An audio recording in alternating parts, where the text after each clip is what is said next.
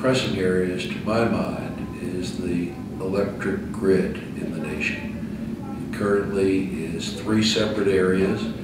There is a recognition as a result of the brownouts that occurred in 2004, the blackouts throughout the entire Northeast, that is an unacceptable result. So we have a drive toward increased reliability, and reliability becomes the focus, not price necessarily.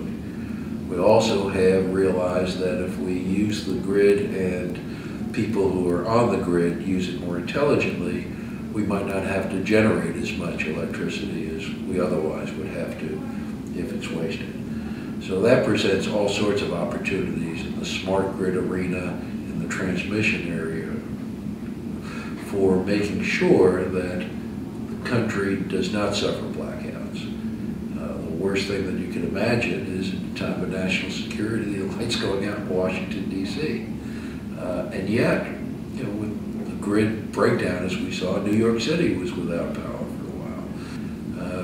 Other areas that are definitely going to be on the forefront that people will have to focus on is increased availability of alternative fuels for cars. Right now we are looking at a regeneration, if you will, of the automobile industry through the encouragement of advanced technology vehicles. Those advanced technology vehicles will over time be weaning themselves off the traditional gasoline model.